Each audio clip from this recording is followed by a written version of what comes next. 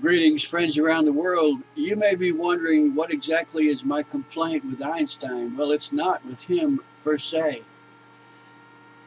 Keep in mind things such as Lois Lerner pleading the fifth when questioned about her emails to fellow IRS employees saying that the Tea Party is dangerous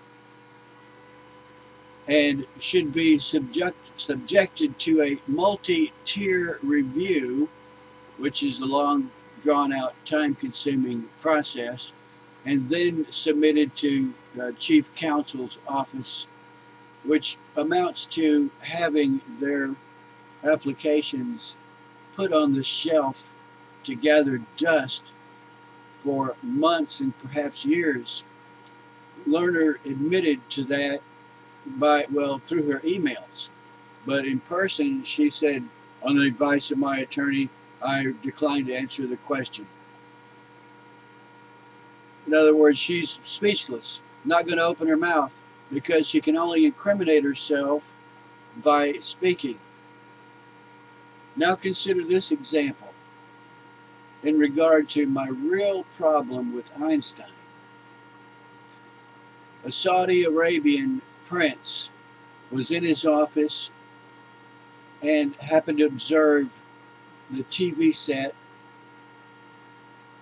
describing events in France.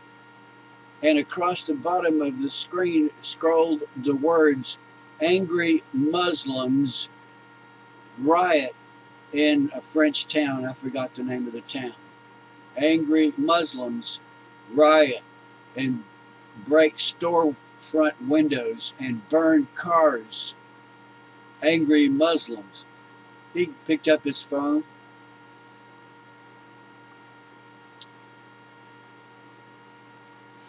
Where's my phone?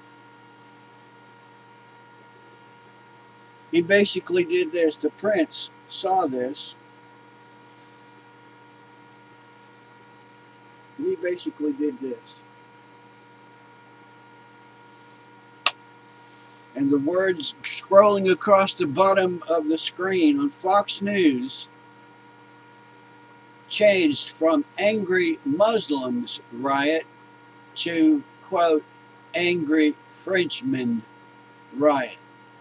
That is an example of how a person can have influence over the media, which can affect public perception dramatically.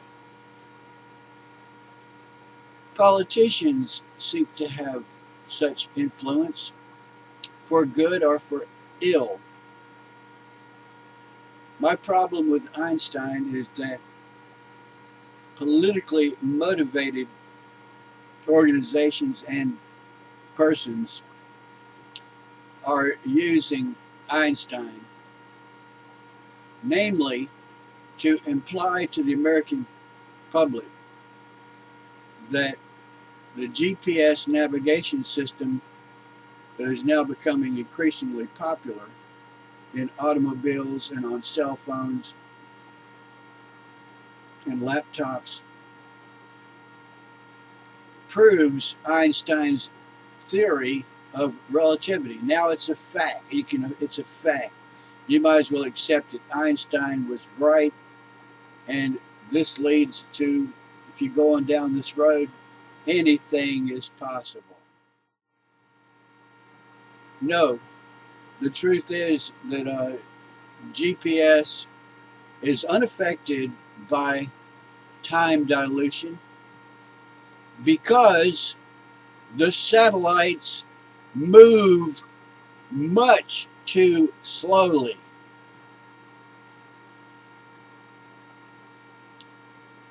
I have a video entitled "The Einstein Scam," where I show you the very simple mathematical formula, which I suppose was concocted by Einstein. This very simple mathematical formula totally disproves and dispels the notion that GPS is affected by time dilution. I made a point of showing that the numerator is extremely small, the denominator extremely large, and that's because the speed of the moving clock, meaning the satellite, is so slow compared to the speed of light that the number will always be incredibly small.